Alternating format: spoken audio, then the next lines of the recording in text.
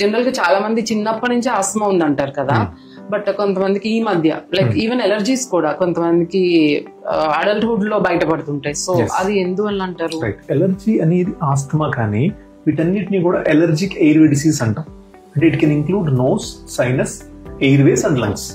So ఈ allergic diseases general గా మీరు అన్నట్టు ఏజ్ లెస్ దెన్ 10-15 years లోనే స్టార్ట్ అవుతాయి జనరల్ గా. బట్ మెనీ కేసెస్ అంటే కొంత పర్సంటేజ్ ఆఫ్ అనేది టిల్ ద ఏజ్ ఆఫ్ 40-50 అప్పుడు కూడా స్టార్ట్ అవ్వచ్చు కొంత పర్సంటేజ్. సో వాళ్ళు కొంతమంది 15 years లో స్టార్ట్ అవుతుంది, కొంతమంది 20 years, 30 years ఆర్ 35 years లో స్టార్ట్ అవ్వచ్చు. That depends on the gene. So ఈ మోస్ట్ ఆఫ్ ద ఎలర్జీ కానీ ఆస్తమా థింగ్స్ అనేవి మీకు హెరిడిటరీగా ఉంటాయి. ఎంతో కొంత జీన్ ఇన్హెరిటెన్స్ ఉంటుంది. సో ఆ జీన్ స్ట్రెంత్ ఎలా ఉంది మీ దాంట్లో అండ్ ఎప్పుడు ఎక్స్ప్రెస్ అవుతుంది అనే దాన్ని బట్టి and subject to external factors. Obviously మీ పొల్యూషన్ ఎక్స్పోజర్ ఉన్న వాళ్ళకి ఎక్కువ రిస్క్ ఉంటుంది. ఆర్ ఆక్యుపేషనల్ ఎక్స్పోజర్, మీ వర్క్ ప్లేస్ లో ఎక్కువ ఎక్స్పోజర్ ఉంది వాళ్ళకి ఎక్కువగా ఉంటుంది.